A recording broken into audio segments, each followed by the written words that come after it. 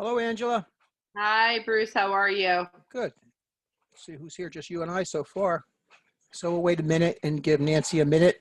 And somebody else who was in an earlier broker's class is coming in tonight too, maybe. So we'll see. Can I ask you a question? I emailed you and texted you with what I highlighted. Can you tell me what chapters I should concentrate on, and if I'm wanting to get better in property ownership, what chapters would that be? Well, that would be chapters 4 and 5. Perfect. And contracts is obviously chapter 9. Yep. How about transfer of title? That's deeds. That's the chapter on deeds. Okay. And then the statute of rules and governing licensing activities, is that chapter 3? That's chapter 3. Okay. I'm going to try to concentrate on those things just because I feel like I've looked at this book so many times and I got to hone in on something. And When is your test? November 17th. Okay, so we got time. Yeah. We got time. So now this chapter 1 quiz that you have here, are you going to be emailing this to us so we don't have to worry about writing everything down? Yeah, I'll email this to you. And this is not our book. This is another book. So these do not coincide with our chapters. And at the end of this, at the very end, is the answer key. So you don't have to write anything down. You can take notes if you want, but the answer key's at the end. Oh, okay, great. So you'll just send that over to us. Mm-hmm. Perfect. Thank you so much. So we'll give her another second and see if Yeah, I'd like to try to get my property ownership. There's 7 questions. I only got a 2. I want to get that back up. And if I could get hone in on just a few things and try to bring up, because I didn't miss it by too much. Mm-hmm. So I just want to kind of see if I could focus somewhere to at least get me closer. That's the goal. Well, that is the goal. Keep chipping away a little bit at a time. So let's get started because there's so much here that if they come to us, they're not going to really miss too much anyway. Okay. All right. So this says chapter 1 here, but this is really stuff from chapter 3. Okay. The maximum amount of money that a harmed person can collect from the guarantee fund, and it's $20,000 per claim. Yep. Okay. You have to put in $10 when you first get licensed as a salesperson, and then when you get licensed as a broker, then you put in $20. Yep. Okay. After finishing your real estate course, whether it's the salesperson or whether it's the brokers, 1 year. 1 year. Who has to have a real estate license? And this is a common one on the test, and it's a son selling a house for his parents in exchange for a new car because he's getting paid for doing a real estate activity. He's getting something of consideration, and that's a car. A lawyer has an exclusion if doing something for a client. An executor has an exclusion if he's working under terms of a will. An investor can do whatever he wants with his properties.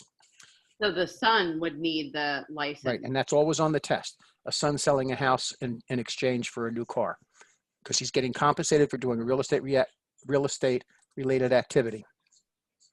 Okay. Okay. Number 4 is not a great question. And hello, Nancy. Hi.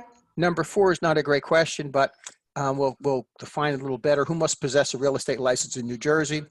And it's anyone who receives consideration for taking part in a real estate transaction, except for those exclusions, which is for sale by owner, a lawyer under his attorney duties, somebody acting under the order of a court, and insurance companies, lenders and insurance companies who are chartered under the state of New Jersey. But anyone else needs to have a real estate license for getting consideration for taking part in a real estate transaction.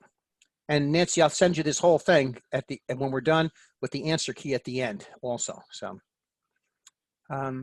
a rental agency advises the availability of an apartment. How often does it have to check the unit? And it's every day.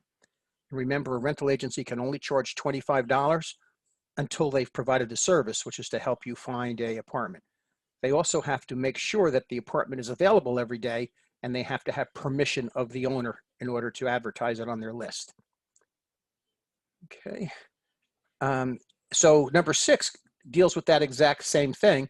because if you're a rental agency and you charge customers $50, that fee must go into your escrow account, because you're only allowed to charge $25 until you provide the service. So you've got to put the money into your escrow account until you provide the service. Number 7, a licensee who is qualified to be a broker but wishes to work for another broker is going to be acting as a broker salesperson. And probably that's what both of you guys are going to choose to be when you get your licenses. I don't think either of you are going to open your own office. If you were going to open your own office, then you would be a broker. Now, you're going to be a broker salesperson, and if you decide years from now you want to be a broker, all you do is just upgrade your license by filling out the paperwork. So that's 7 is D. Is D. Right. Yep.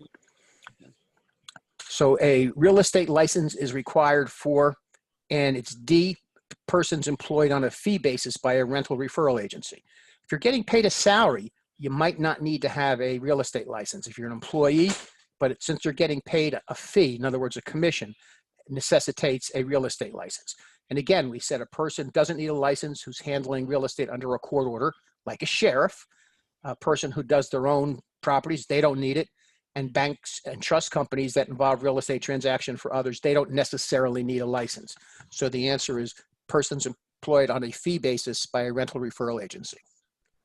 A failure to renew will void a license after 2 years. So our licenses will have to be renewed before 6/30 of 2021. If you let your license go all the way to 6/30 of 2021, and then you don't renew it, it can sit in a dormant state for 2 years, and then it goes away forever, and then it goes away forever. So a failure to renew will void a license after 2 years. Number 10, a real estate broker's license will be issued to all except, and it's somebody 17 years of age. So you don't need a 4-year degree, you don't need to be a corporation, and you could be a non-resident, although you will have to have a brick and mortar location in New Jersey. Okay, so you could live in another state, but you have to have an office in New Jersey. Corporation can be a broker license, but if a corporation is a broker, has a broker license, the president of the corporation has to be the broker. The person who is the broker of record has to have signing authority with the corporation, which means he has to be a executive officer of the corporation. Okay. I don't know why that's important, but it's sometimes on there. Okay, can you just go with that last question, number 5? Let me see. I just want to write it down. 5 or 10? I'm sorry, 10. I want to write that down. So which one of these Oh, can't no, get- not 10. I'm sorry. I already got that one. After the age of 17. What was the next question after that? the one before that, we haven't gone to the next one yet. Oh, okay. Okay. But again, I'm going to send you the key when we're done here anyway. All right. If a broker's license is revoked, then all the agents in their office are suspended. Mm-hmm. Okay. And they're not punished. They're just, the broker's license is turned off. All of the salespeople's licenses are turned off until they hang them with somebody else. For a first violation of the New Jersey License Act, the Real Estate Commission may not do which of the following, and it's impose a fine of $150,000, because they can fine up to $5,000 for first offense, up to $10,000 for subsequent offenses. They can suspend your license, they can revoke your license, but they can't fine you $150,000. All right, number 3. Is this out of our book, the Chapter 2 quiz? No, it's not. It's a different book, so the Okay. chapters don't match up. The first violation, they cannot impose a fine of $150,000. 1,000. They can for a first violation, fine is 5,000. For subsequent violations, so for a first violation, you can be fined up to 5,000. Subsequent violations, they're 10,000 each. One of the questions that comes up on the test quite often is you never did anything wrong, and now you did 4 things wrong. What's your maximum fine? So it's 5,000 for the first offense, 10 for the next 3. So your maximum fine would be 35,000 if you never did anything wrong before, right? Because your first offense is 5,000. I thought it was in the book, it said if you were subsequent, it would only go up to 25,000. Like if it was all in the same time. Nope. So the maximum fine, There's no maximum, oh, there is no maximum. but what it is, it's 5,000 for the first, up to 5,000 for the first offense, and it's 10,000 for each subsequent offense. Okay. So if you do 3 things wrong, you get 5,000 for your first one, and then the next 2 are 10,000 each, and that comes out to 25,000. And if you do the same things wrong each time, or something else wrong? Well, you know, if you look at the enforcement activities, you'll see that sometimes somebody gets in trouble and they did 3 or 4 things wrong, not just one, right? So it doesn't matter. All right. Yeah. But By the way, they don't really fine you that much. They typically fine you $1,000 or $2,000.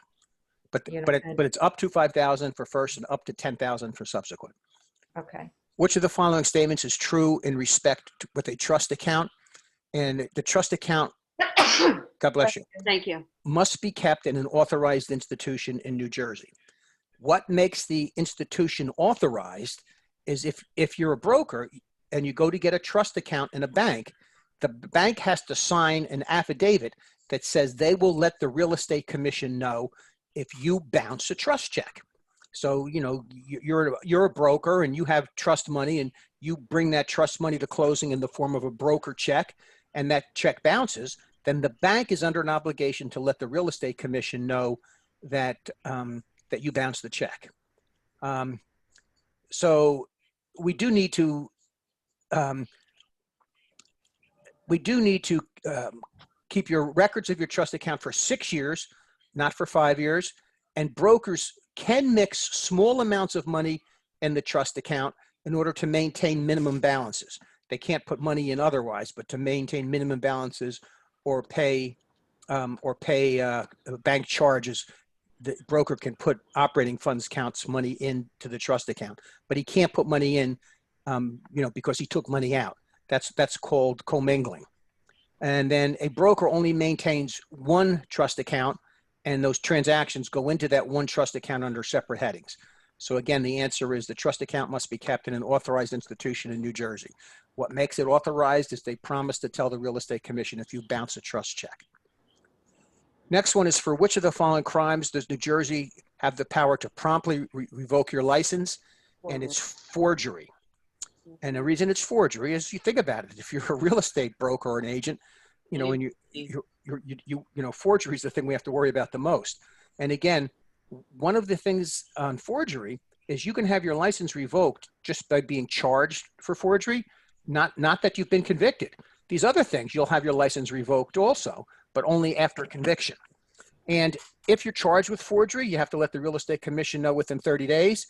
If you're convicted of other things, you have to let the real estate commission know within 30 days of your conviction. Let's not kidnap anybody. There was a, I don't know if you remember him, Chris, his last name jumped out of my head, Kohler. Chris Kohler was a real estate broker salesperson who murdered his girlfriend. Oh my God. So they took his license away after he was convicted. I hope so. Broker P listed case property for sale under an exclusive right to sell agreement. That's the kind we like the best, exclusive right to sell. One of P's salesmen, T, obtained an offer to purchase the property with a certified check for 5% of the purchase price as earnest money. What should T, who is a salesperson, do with the earnest money? Well, he's got to give it to K to go into the trust account. He can't deposit in the trust account because it's not his account, it's the broker's account. He can't, so he's got to, broker P, so he's got to give the money to P for deposit into the trust account. Okay. Oh, wait, so it's D. The answer is D. The answer is D, Yeah. because K is not a broker. So Right. he can't have a trust account. Only P can have the trust account. So K's got to turn the money over to the, he's got to turn it over to the broker to put in the trust account. And he has 5 business days to deposit it in the trust account. Once you give it to the broker has 5 business days to deposit it into the trust account. The salesperson, I have to it's very small on my screen for some reason. I'm just reading the question. The salesperson, you're saying, has to do that. And of course, we would give it either to the attorney trust or the title trust, but it has to be in a trust account. Thank you for making that bigger. Yep.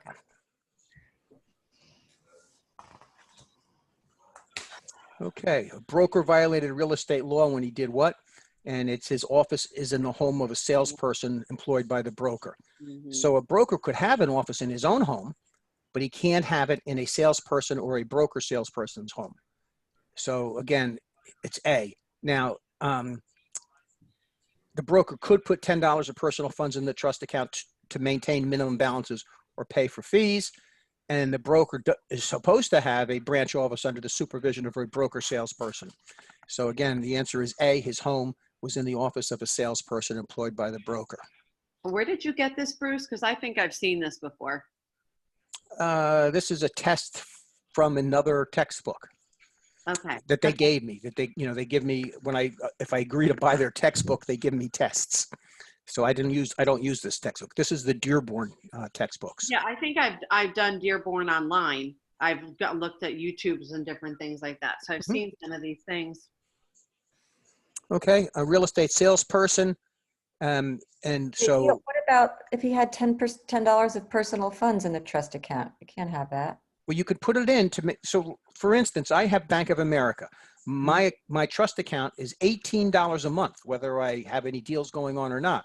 So every month I've got to put $18 into the account. Otherwise, Bank of America closes it out. So it's your trust account for your brokerage. Yeah. Yep. And Bank of America charges me $18 a month. So I've got to, Okay. I've got to continue to put small amounts in to maintain the minimum balances. But if I was to put $10,000 in, that would be commingling. And the assumption by the real estate commission would be I put that $10,000 in of my own money because I took $10,000 out when I wasn't supposed to. Mm-hmm. Okay. A real estate salesperson may. Yeah. So we know he can't have his own escrow account. It's not B. We know he can't be compensated by someone except his employing broker. You can only get paid by your broker. He can't work for more than one broker at a time. So what we can do is compare a sales contract for a 1 to 4 family home, single lots, condos, and co-ops.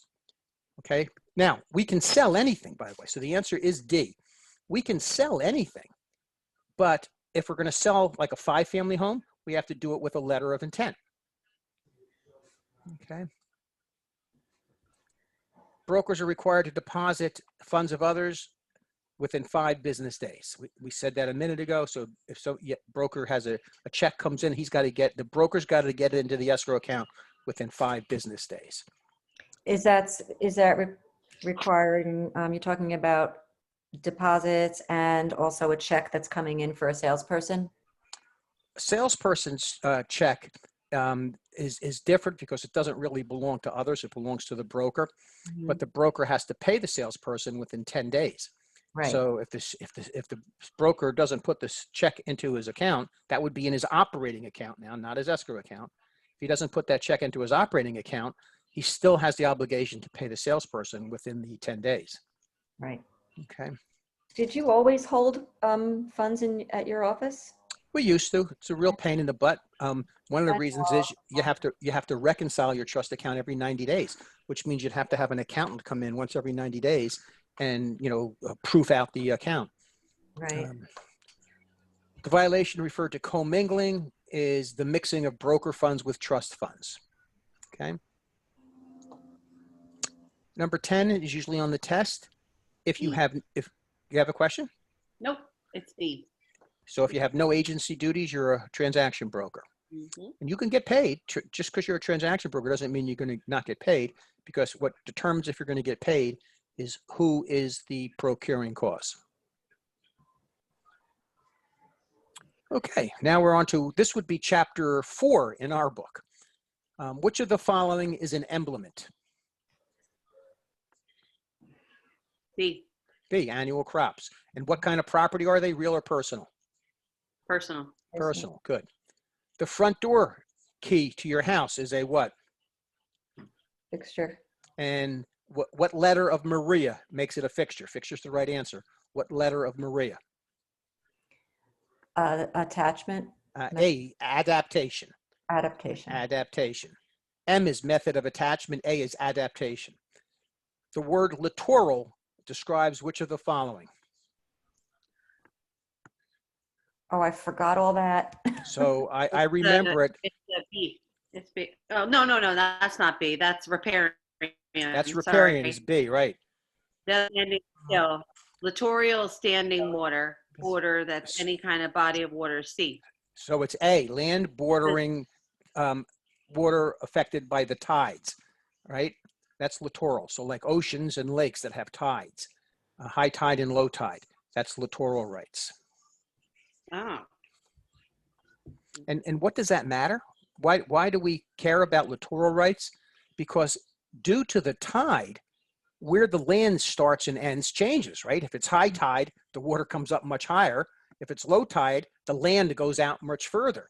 So there's specific laws about littoral because of the effect of high and low tide. Okay. And like you said, riparian is ripples on a stream. So B would be riparian rights and A would be littoral rights.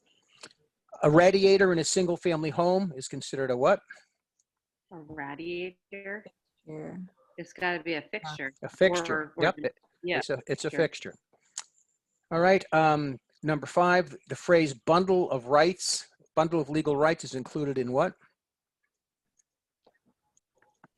Bundle of rights is the That you definition have. of real property. Definition of real property, right? So real property is the land that God gave us to the heavens above, to the center of the earth below, and then all things attached by man or nature.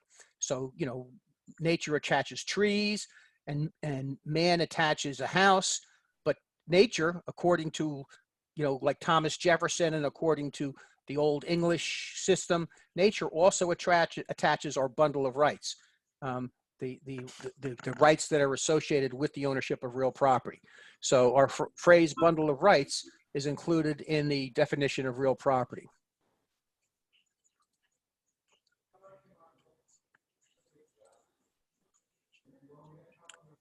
Okay, which one of these is personal property? Patio Patio furniture. Patio furniture. And my old joke is what's Irish and stays out all night? Patio furniture. What? I don't get your joke. What's Irish and stays out all night? Patio furniture. Oh, very funny. Okay, that's okay.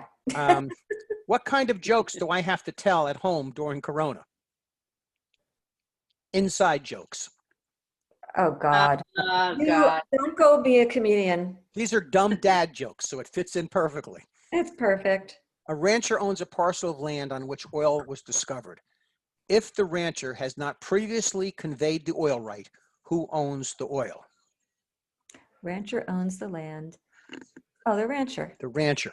How would the rancher, if the rancher, if somebody was going to buy that ranch, how would that person know whether or not those oil rights had been previously sold? You'd have to go back to the chain of title. Good girl. You do a title search, right? And what kind of insurance would insure those rights? And it would be title insurance, right? That's why you'd go back to Just say the title. Yep. Right. Okay. All of the following are tests for determining a fixture, except for which one of these is not a part of Maria? Size. Size of the item. Certain items on the premise that are installed by the tenant and that are related to the tenant's business, like my son's pizza ovens, are Trade called what? fixtures, Trade fixtures. What kind of property are trade fixtures? Personal. Personal, good. I can take them out. Homeowner G acquired the ownership of land that was deposited by a river running through the property by what? Where's ownership? A Religion. or accretion. Accretion, it's accretion. Reliction is when you pump out the water and the land that's left. Avulsion is the change in boundaries go back to the original when the flood is over. Accretion is the slow, imperceptible deposit of soil. Okay.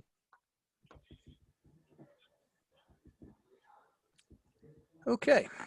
This would be chapter 5 in our book. Okay. Which of the following is a freehold estate? Which is a freehold estate? Freehold. A life estate. That's the answer, a life estate. What kind of estates are A, C, and D? I'm trying to write down these questions as we're going, so that's why I'm like, So down. you know that a freehold estate is a life estate because it's endless. That's the at right that answer. point. So it's an estate for years is what kind of an estate? A leasehold. Good girl, a leasehold estate. An estate at will is what kind of an estate? A life estate. An estate at will is still a leasehold estate. Remember, an estate at will an estate at will is the one that ends upon the sale of the property, the death of the landlord, or the death of the tenant. And that ends an estate at will, right? That ends an estate at will. Also, if you have none of those, you have 90 days notice to end it. How much notice is required to end an estate for years? How much notice is required to end an estate for years? No notice. That's it. That's the right answer. No notice. That's I'm what like, makes wait an estate for years. I don't think it's any notice, but now I'm questioning myself on every fucking thing I'm doing. Thank you, real estate. An No easement, notice to end an estate for years, is that what you said? right, because what an estate for years means is you agree in the beginning when it starts and you agree in the beginning when it Right, ends. So exactly. there's no notice. It's already in there, it's inherent. An easement acquired by constant, open, and adverse use is called an easement by, By Wait, constant an easement open acquired by and constant oh, by appurtenance. open. No. Wait, an easement acquired by constant open and adverse use. So you're using it and it's not really Necessity. labeled an easement? so if you had a piece of property and every day at midnight, your neighbor would walk across your property for 30 years and you never stopped him, Mhm. and now he can do it forever. Oh, And prescription. there you go. You would have a headache and you'd need a prescription, right? So it's an easement created by prescription. Okay. Yeah. What kind of property can you never claim adverse possession on? What kind of property can Wait, you? where's that question? It's not here. I'm asking it. What kind of property can you never claim adverse possession on? Government property? Good girl. Government property. Very good. Which of the following encumbrances affects title to property and is considered a general lien? Which one of these is a general lien? Judgment? Yes, a judgment. It's against all property. Which one is considered or which two are considered specific liens? Well, that would be your mortgage. Well, there's two of them. What's the other one? Mortgage is a tax specific lien. A tax lien is a specific lien. Right. Which one, A or B, is considered a voluntary lien? Your mortgage. And what's an involuntary lien? What's an involuntary lien? Which one of these up here is an involuntary lien? Would be your Unpaid real estate taxes. They don't need your permission to make that lien, right? Another question, do unpaid real estate taxes have to be recorded to serve as a lien? No. And what position do unpaid real estate taxes automatically go to?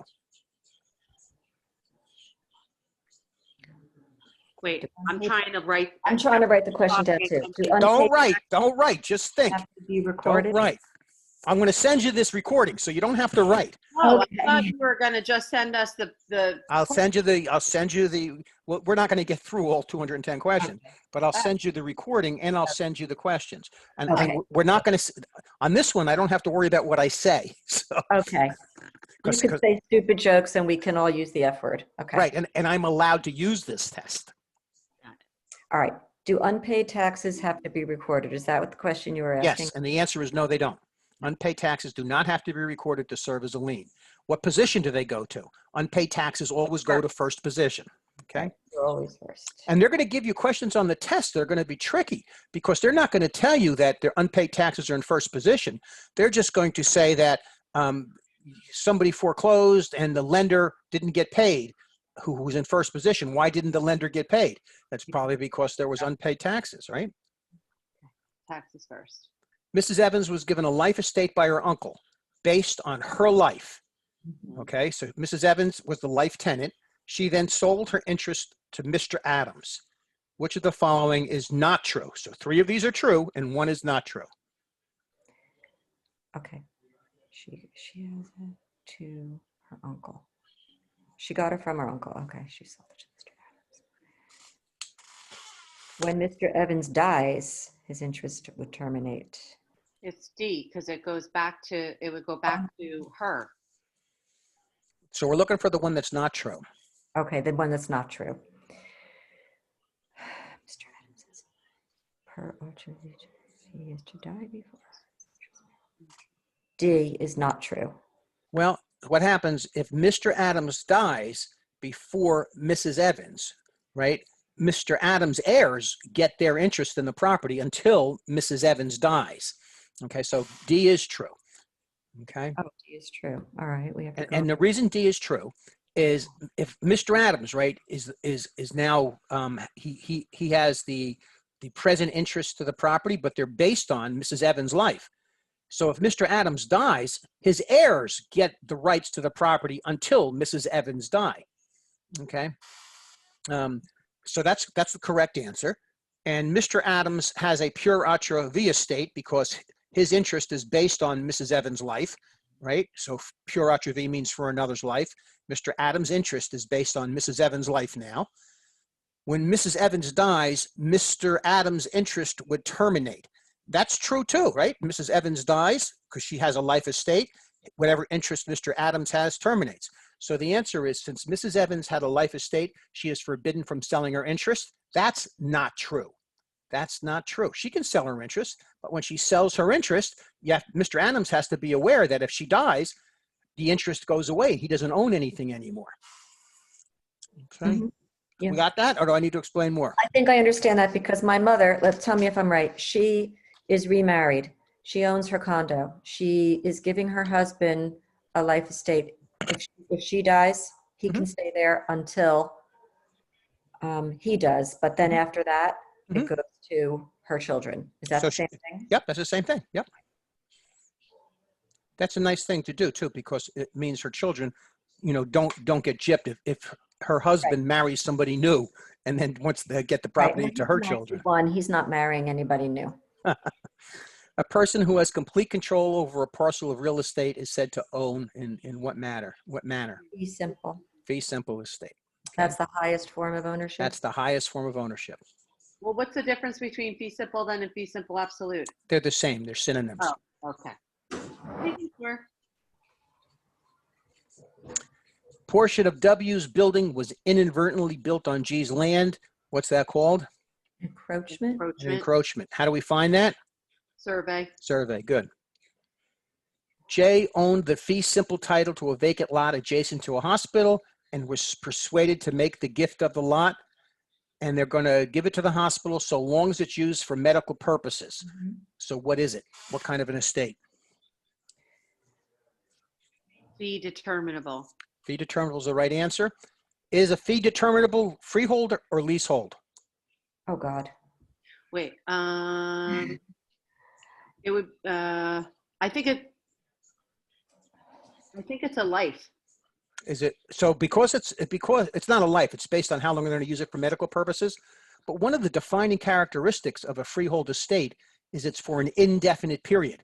And we don't know how long they're going to use it for medical purposes. So it's indefinite. So a fee determinable is a form of a freehold estate, right? The forms of freehold estates, by the way, the types of freehold estates we have fee simple. And you guys know that's the highest. Mhm. And then the next level is what's called conditional fee. Or defeasible fee. Or defeasible fee or fee determinable. And then the lowest one is called a life estate. And again, one of the defining characteristics is that they are all for an indefinite period of time. Fee simple, obviously, it's until you die. Conditional fee, since we have it as long as we use it for medical use, who knows when we're going to not use it? So it's indefinite. And life estate is measured on somebody's life. Who knows when somebody's going to die? So, that makes them all freehold estates. Can I ask a quick question? Sure. I think it's one that I had just emailed, and this is making me think of it. One of the questions on the test were you were helping me look for a land because I want to build a veterinary clinic bigger than the one I currently had. So you found 2 parcels of land. One was bigger than what I had, and one was actually a veterinarian clinic previously that the guy was selling. So I decided that I wanted the veterinary clinic that was already existing because it had the space that I needed and the stuff that I needed in it, and it was just easier. But now I wanted to add a kennel to my existing property. Who do I need permission from? Do I have to get permission from the people who live around there as well as a township approval? Well, the first thing you would have to do is you'd have to find out if it was an approved use. And if it was an approved use, then you would just file your building permit. If it was not an approved use, then you would find that out from the planning board and the Board of Adjustment. If it's not an approved use, you would have to ask for a variance. So Okay, the from the planning town, from the board town, to see if it's, the Um, municipality, not the the state, the property. municipality. so the planning board to see if it's, what did you say, to see if it was what? If it's an approved use, if it meets their zoning, right? Okay. And And then if it didn't, if not, then they have if to go it for a didn't, you would variance. apply for a variance. And when you went to apply for a variance, you have to send out a notification to every property owner within 200 feet of any boundary on your property to let them know you're having the hearing, and then they can show up to hearing. But now we're getting way too granular for questions on the test, because the No, question that's on the, actually one on the test. okay, That was the question on the That was test. the question on the test? Yeah, the question on the test was about the guy having the veterinary clinic, and he wanted to add a kennel. And I forget what the 4 answers were, but one of them was that you'd have to get the permission from the surrounding houses. that's part of the, You know, I part of the, can't remember. that's part of the variance process. Right. So again, when you, a lot of these things, what you have to do is you might not know what the answer is, right? But yet you may be able to eliminate 2 or 3 of the other answers and then come up with the answer that way. So you got to use like a logical progression on this. Mhm. Okay. All so right. thank you. Your neighbors use your driveway to reach the garage on their property. Your attorney explains that the ownership of the neighbor's real estate includes an easement appurtenant. Your property is what property? Servient. Servient tenement, okay? They're the dominant, you're the servient.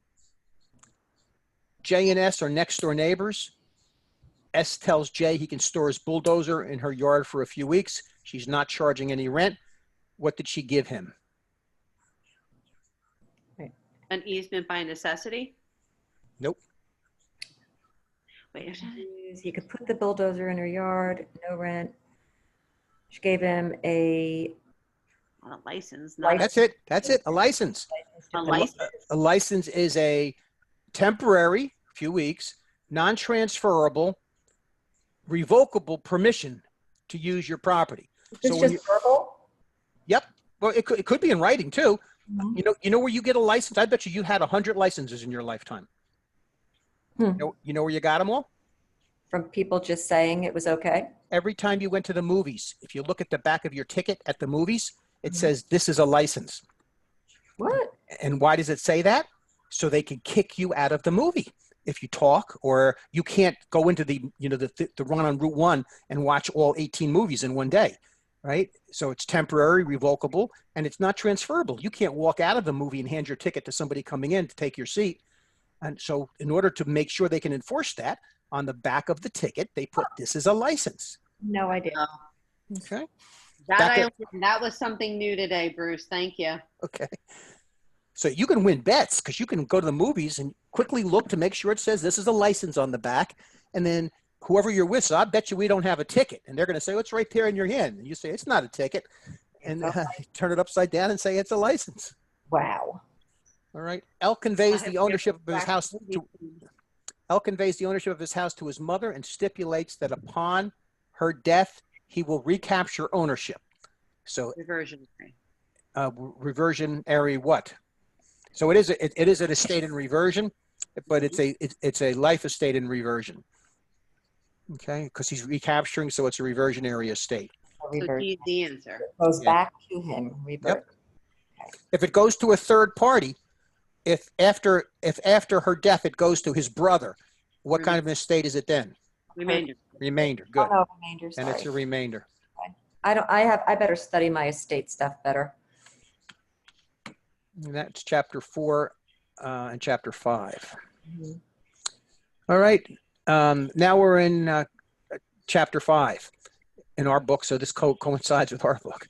Which of the following statements is true? Let's see. Not A. Cooperative.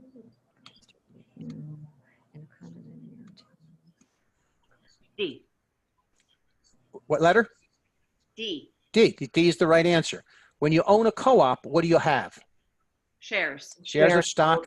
And then what gives you the right to be in the unit? You have shares of stock that evidence your unit. What gives you the right to be in the unit? Proprietary lease. Proprietary lease. Good. Proprietary lease. In New Jersey, condominiums are regulated by the Horizontal Property Act. Okay, that's the answer is C to number 2, the Horizontal Property Act. Why do I feel like I've never heard that? Well, it's the Condominium Act of 1969 and the Horizontal Property Act. But that's really funny because condominiums haven't been around for as long as we would think. That, you know, they're relatively a modern invention. They were invented in Brooklyn, by the way. The occupancy rights of the owners in a co-op building are based on what? In a co-op, the number of shares. The occupancy rights. Oh, the occupancy rights? Oh, the bylaws of the The cooperative. occupancy rights. Oh my God. I need to go to sleep. So you get shares of number stock. of shares. It's a corporation. You get shares of stock that evidence your ownership, but what gives you Right. the right to be in your unit? A proprietary lease. There you go, your proprietary lease. So you get shares of Sorry, stock and a proprietary lease. I was listening to Nancy go in and I was like, wait, I couldn't think. All right, number 4. We got 3 people owning the property and they have different shares, 25, 35, and 40. So what form Common. of ownership do they have? Tenancy in common, Common. right? They can't be joint tenants, otherwise they'd all own 33. They can't be severalty because that's cutting yourself off from all others and owning by one. And 3 people can't be married, so they can't be Oh, tenants. you never know these days. Unless you go to Utah, right? Mhm. All right, which of these following is not one of the 4 unities of joint tenant? And remember, Equity. it's equity, Yes. right? Because it's time, title, possession, and interest. So equity is not one of them. Time, title, possession, and interest. X, Y, and Z own a property as joint tenants. Z is going to die, and Y is going to sell his interest to W. Okay, so how is the property now owned? And this is common questions, and they're confusing, I know. They'd Y have and to W are tenants in common. common. They can't be joint tenants anymore. Right, because they don't have time, right? Right, They, don't and, have the and time. so that means X and W are going to be tenants in common. See. Okay. See, we're getting most of these right. S and N bought these are a little easier than the questions on the test, as I'm sure, Oh, God. Angela, they I'm sure are. you know. They are. S and N bought a store building and took title as joint tenants. N died without a will, Uh-oh. and S now owns the store. So S and N had joint tenants. So now how does S own it? In several.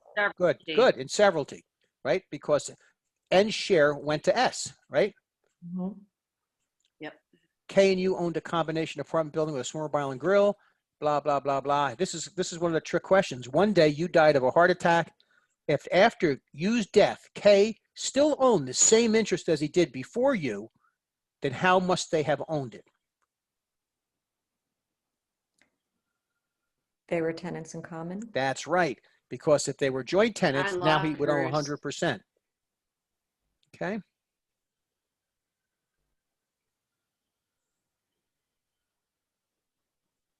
All right, number 9, an ownership interest that is based on annual occupancy insurance intervals is a what? Leasehold. Wait, No, I tenants. lost you guys for a second. Yeah, she There. blanked out there. An ownership interest based on annual occupancy is Intervals. What do you own just 1 week out of the year? timeshare. Timeshare. It's a timeshare. The word intervals. Oh, a co-op, a timeshare. Timeshare. Yeah, Timeshare. By the way, the Timeshare timeshare. Act has an exception that says you can pay a referral on a timeshare to a non-licensed person, but it can only be in non-monetary fashion. So that's why a timeshare, when you bring your brother down there to sign up, they don't give you money. Instead, they give you a free cruise or they give you a free trip to Las Vegas because they can't pay you in money. Number 10, to create a joint tenancy relationship in the ownership of real property, there must be the 4 unities. And what are they? C. Well, it's time, Time, title, possession, and interest. Okay, now we're going on taxes, which is a much later chapter in our book. What does ad valorem mean, by the way? What does ad valorem mean? I do not know. You're charged by value. Ad means by, and valorem means value. So you're charged taxes by value. Which of the statements about ad valorem tax and special assessments is correct? And we kind of hit on this a little while ago. Your taxes are what kind of a lien? An involuntary lien. And what's the second word? Involuntary and? It's the first priority. And it's specific. Oh, So it's an involuntary and specific. So ad valorem taxes and special assessments are against just that one property, not against everything. So the answer is both taxes are levied against specific parcels.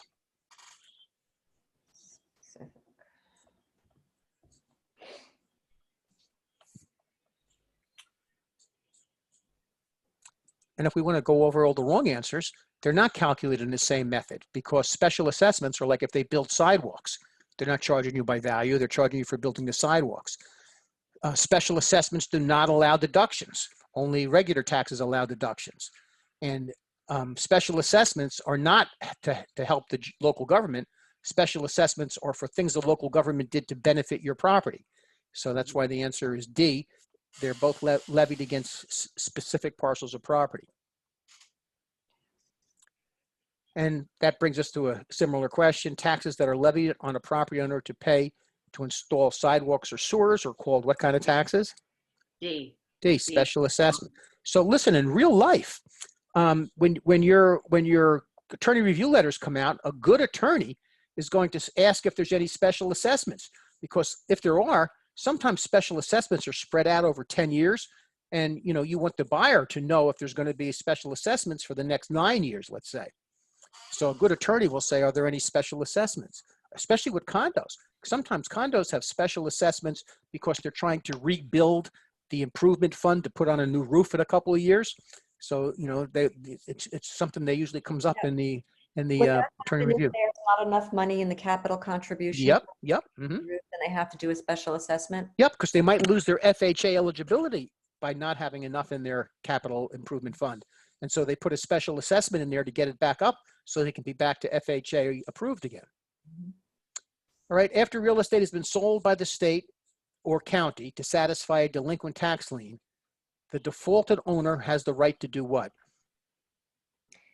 He can pay and get his property back. And how long does he have? I don't know. 2 years. You can hold, a tax lien certificate in New Jersey can't be foreclosed on until it's been held for 2 years. Except for one kind of tax lien. What kind of tax lien can be foreclosed on within 6 months?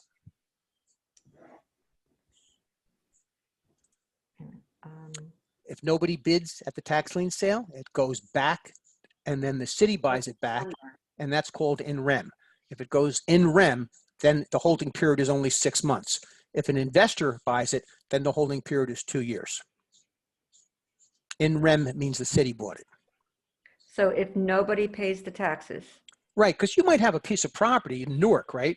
You might have a piece of property that's a lot in Newark that's undersized, and the taxes on it are $10,000, and nobody's going to pay the taxes on it. If the taxes are $10,000 also, it's only worth $10,000. Nobody's going to pay the taxes on it because they don't want the property, and they know they're never going to get repaid. So then nobody bids, and then what happens is the city of Newark buys that tax lien certificate in rem, and it only has to be held then for 6 months to foreclose. But what's really cool about that is if an investor buys that tax lien certificate from Newark, and they can foreclose in 6 months, and even if it's undersized, Newark must allow them to build on it. And typically, the municipality sells it for pennies on the dollar. So instead of a $10,000 tax lien, maybe they'll sell it to them for $1,000. So, again, I met a guy one time that's all he does to make a lot of money, is he buys these tax lien in rems from the municipalities. It's going to be on the test, this REM thing? Could be. In rem means nobody bid on it and the municipality got it back. In rem means nobody bid. Okay, now we got a math problem here. Ugh. Current market value of a property is $35,000. For tax purposes, It's assessed at 40% of market value. So what's 40% of 35,000? It's 20% of 35,000 is 7,000, so it's $14,000. So its assessed value by the town is 14,000, and you're going to pay $4 per 100. So 14,000 times 4 divided by 100. 14,000 times 4 divided by 100. Chance to read this question. See, when it's math, I got to go really slow here. I'm sorry. Go ahead. I want to understand the question first. All right. The current market value is 35. Assessed at 40% of market value. That was your 15,000. Right, because 20% of 35,000 would be 7,000. Right. Right, and So then the so 40% would be 14,000. At 14. The tax rate of $4 per 100. All right, I'm lost. So it's assessed at 14,000, and for every $100, we're going to pay $4 in taxes. So how many $100 do we have in 14,000? Right, so we take away these. We have $140, $100, right? Right. And that times 4 is how much our taxes are, and that is 560. 560. And then you divide it by 100. Well, correct? I did divide it by 100 by crossing out the 2 zeros, right? Because that, you divide by 100, it's the same thing as crossing out 2 zeros. So it's 560. Don't take this question off. I have to write this one down. Sorry. But let me take it off and then let's write it down a little more clearly. And I don't want you guys to do the math in your head because it's too dangerous. I make mistakes every night when I do math in my head on class. So we got 35,000 and then times 40%. So times 0.40, and that's going to give us, if you do the math, so 35 times 0.4 is going to give us 14,000. So we know our property is worth 35,000. But just like in, most towns in Middlesex County, it's not assessed at full market value. So now we have to get our assessed value, and it's 14,000. And then our tax rate is $4 for every 100. So the way I did it would be to multiply 14,000 times 4 and divide it by 100. Okay. And then if you did 14,000 times 4 and divided by 100, it's going to give you 560. Now you could also do it by 14,000. You could convert this to a fraction right off the bat. So you could say 14,000, convert that to a fraction, and 4 divided by 100 is 0.04, right? Because it's 4%, so it's 0.04. So if you did 14,000 times 0.04, it would give you the same thing. Okay, you're going to send this all to us. Very good.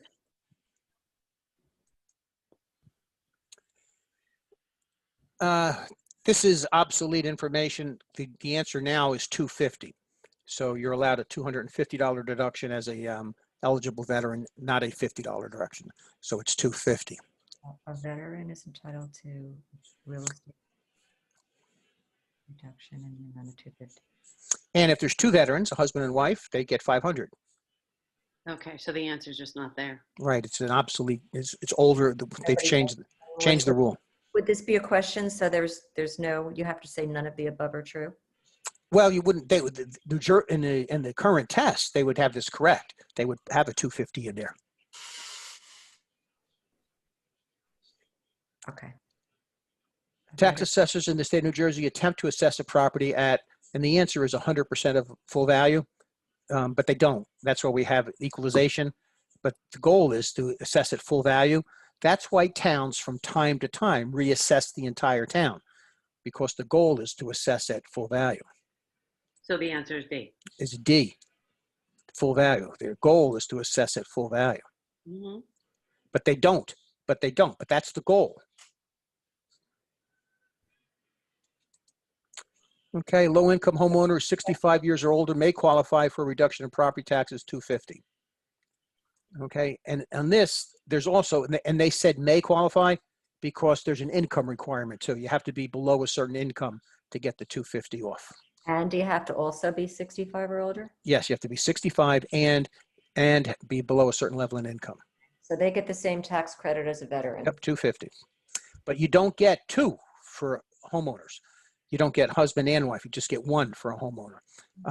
For veterans, you could both get 1. So, you know, if you were both veterans and both over 65, you'd get $750 off your taxes.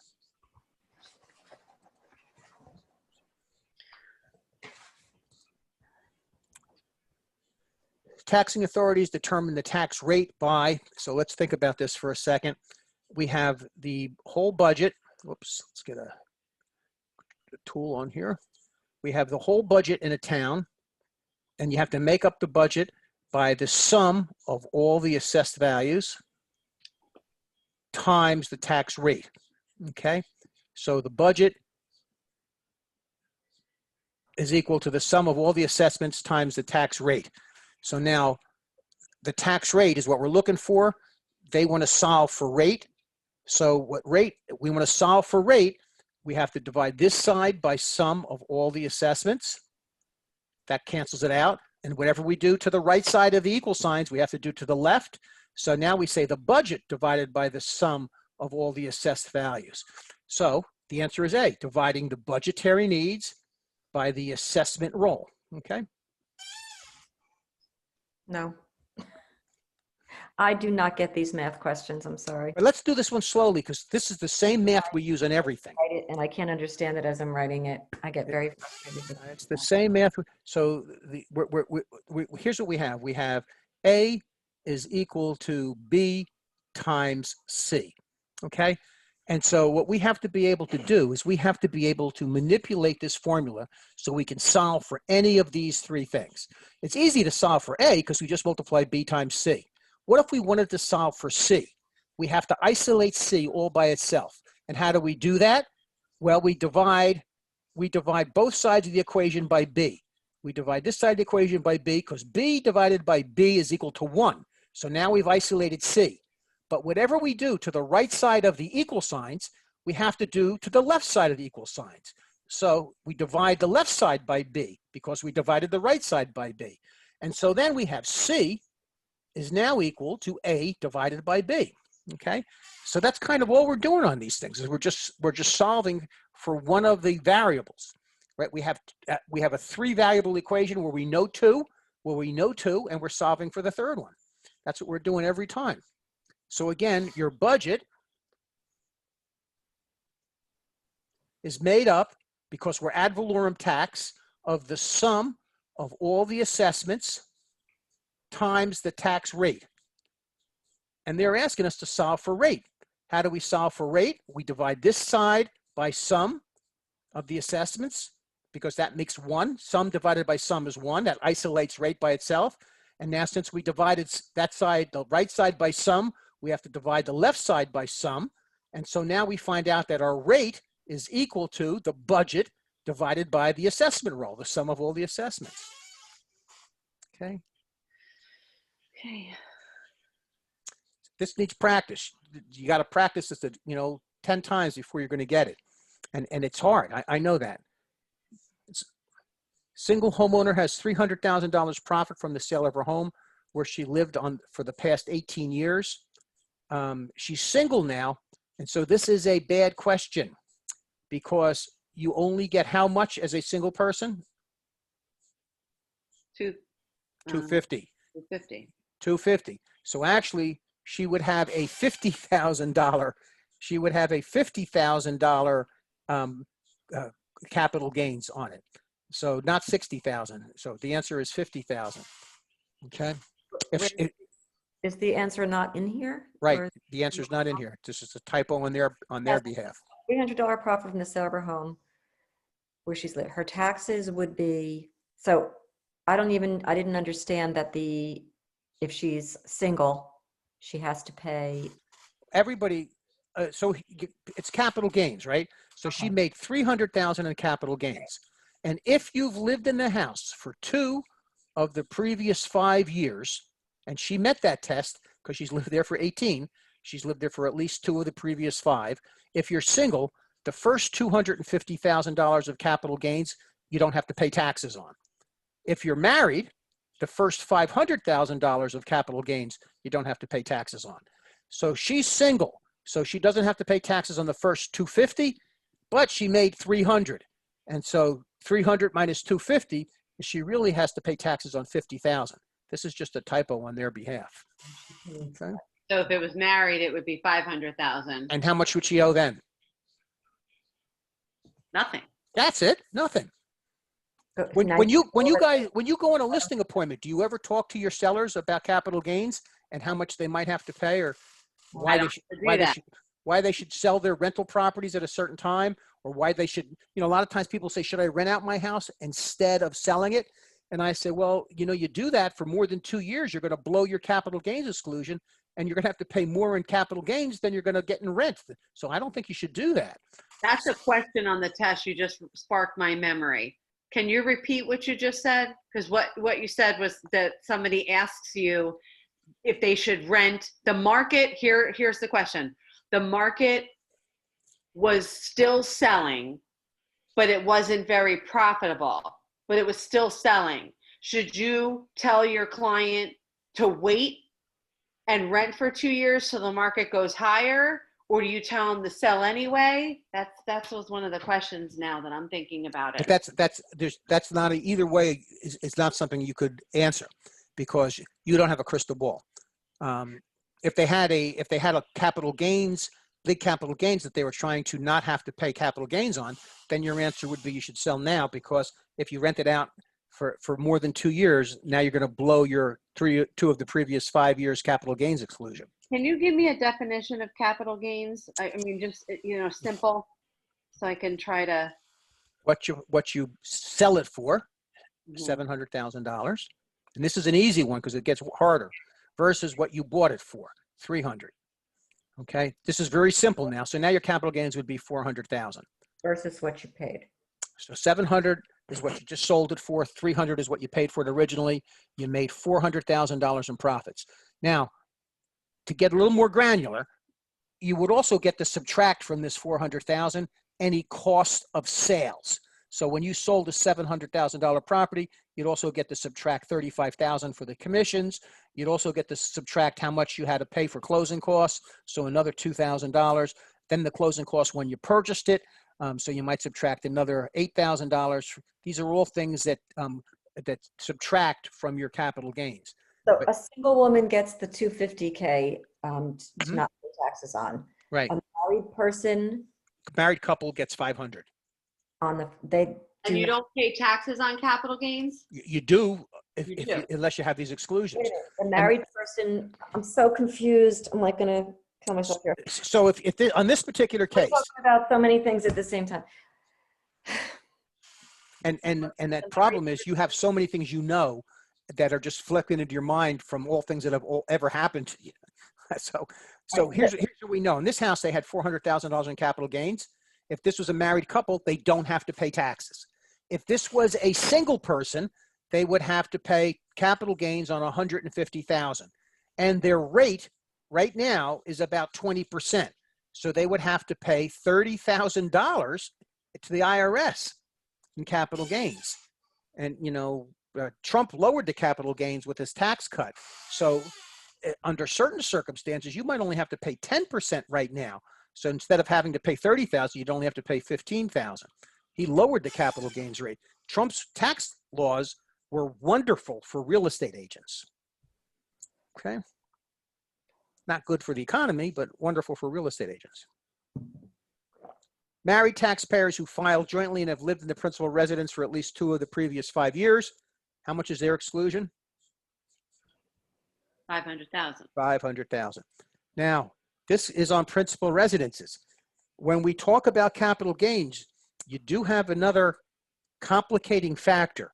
If you have a income producing property, not your principal residence, remember you're supposed to depreciate it every year, and you have to recapture the depreciation in addition to the profits you made on the property for your capital gains. Okay. I don't want to go too deep into that because I think I'll make you crazy.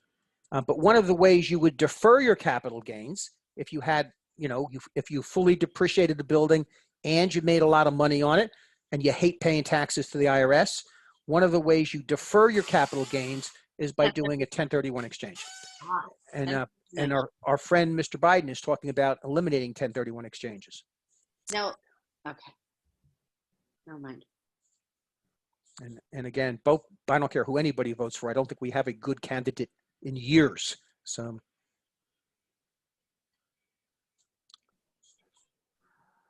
All right.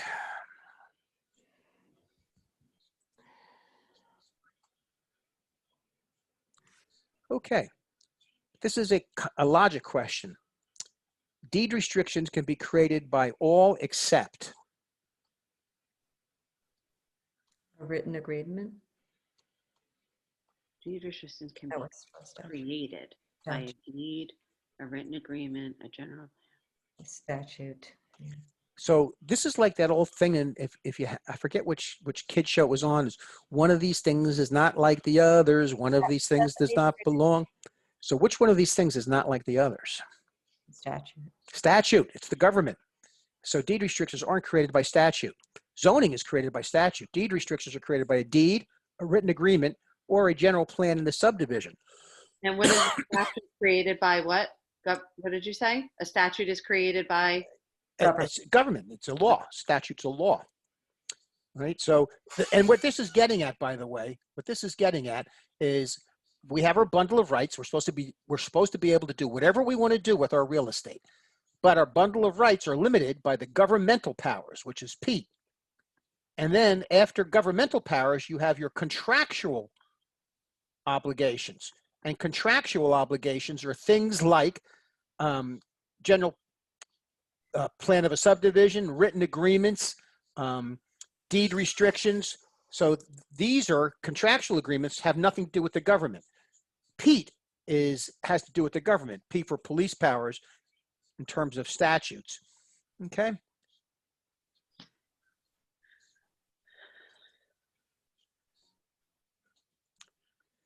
For the past 30 years, L's have operated a neighborhood. Any of you guys from Edison? No. No, There used to be on Washington Avenue a pizzeria named Mary's Pizza, right in the middle of a residential place. It had the best pizza in the world. A little old Italian lady made it, and it was allowed to continue its use because it was a pre-existing non-conforming use. Mm-hmm. Right? And that's the answer to this question. They operated a neighborhood grocery store. Last week, the city council made packaged food sales illegal. She's allowed to continue because she's a pre-existing non-conforming Now, use. somebody else buys that, they can't have a pizzeria? Yes, as long as it is a continuous operation. Okay. right. Now I'll tell you what happened to Mary's Pizza. The Chinese guy who ended up being Edison's mayor for a couple of years, he bought it for his law office. So now it can no longer be a pizzeria anymore because it was no longer a continuing use. So it has to be a continuing use in order to keep its, what's another term for this pre-existing non-conforming use? What's the street term for that? Keep it I don't know what is. Grandfathering. I was just gonna say, Grandfathering. All right, so if another person came in and bought it and used it as a pizza place, it's grandfathered Yep. as a pizza place. Yeah. But then he wants to use it for a law office. Then it ends the pizzeria use. So Right, ends it, and now it's non-conforming. So is it considered a non-conforming lot until somebody buys it and then they determine what they're going to do with it? well, it no longer has. So now the existing laws that say no packaged food sales would make it so you couldn't have the pizzeria because now it has to obey the current laws once you stop the use. But if So- she lives forever and keeps making pizza, no problem. No problem, right? All right, which of the following best describes the purpose of a building permit? The evidence of compliance with municipal regulations. Yep, make sure you're doing everything they're supposed to do. Okay. A development company owned property on the city and wanted to extend its runway at the municipal airport. If the company refuses to negotiate with the city could acquire the property by, Eminent domain, D. Correct? yeah, that's correct. Oh. But I want to tell you, it's not as correct as it should be because they actually, and this comes up on the test all the time, they acquire the property by condemnation. And they're allowed to do condemnation because of the right of eminent domain. So eminent domain is technically the right to do it. Condemnation is the process. Method. Yeah, the method. So I don't actually like this question because it leaves that important part out. All of the following are examples of police powers except for, so which one of these is not like the others? Which one of these does not belong? Restrictive covenants. Right. The rest of them are all the government, right? Restrictive covenants are what you put in a deed as a seller when you sell it to a buyer.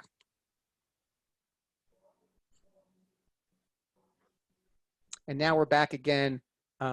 What's the process for taking property that he doesn't want to give? And we know the process is condemnation. The right to take it is eminent domain. Mhm. The process to take it is condemnation.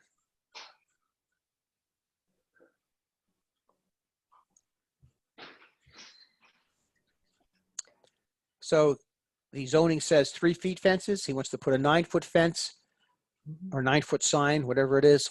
What does he have to do that? A variance. Variance, okay? If he gets turned down for his variance and Then he still wants to do it, then Farming permit. he goes for an appeal. Oh, And if he gets turned down for his appeal, then he has to go to the state and he has to ask the state to force the city to change their laws. All right. Which of the following is a variance?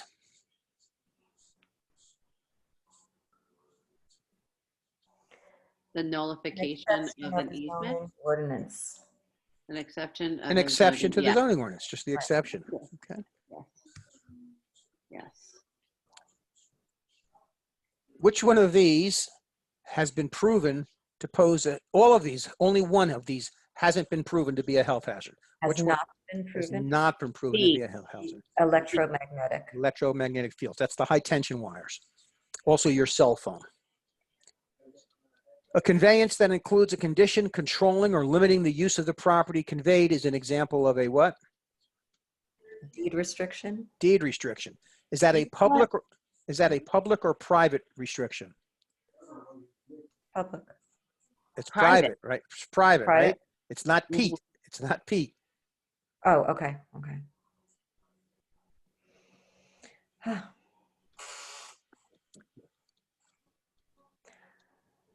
Okay, so I think we're gonna stop for tonight. Just remind me, we stopped at chapter 8. Yep. I'm gonna record what we did. I'll send you this. I'll send you the whole thing here, and then I'll set up again tomorrow night. And I've got some other questions tomorrow night that are harder, so we'll throw some of those in also. I can't make it tomorrow night, unfortunately, for myself. I apologize. Okay, so I could do it at a different day. You tell me what day you can do it. You want to do it? I can't do it Tuesday or Wednesday because I'm teaching those. I could do it on Thursday. Thursday. That works. That's good. Thursday is fine. Okay, so we'll set up for Thursday. That'll give me time to get the other group of questions I have together. Now, Okay. question for you. Will you invite us to the Tuesday and Wednesday? Yeah, sure. Okay. I mean, just because, Yeah, I mean, sure. I'm not doing anything, I always hop on Sure. to try to listen to something. But so you're saying then Thursday? Yeah, but I'm not going to have anybody else on but the broker people. All right, because I don't want the new people on there to ask too many questions and it slows us down. Okay. So Thursday, the 22nd for us. Yep. Thank you. Thank you so much, Bruce. All right, we'll see you guys on Thursday, or Tuesday and Wednesday, and then Thursday. Yeah, that's Thank fine. you very much. All right, bye-bye. All right. Bye, Nancy. Bye.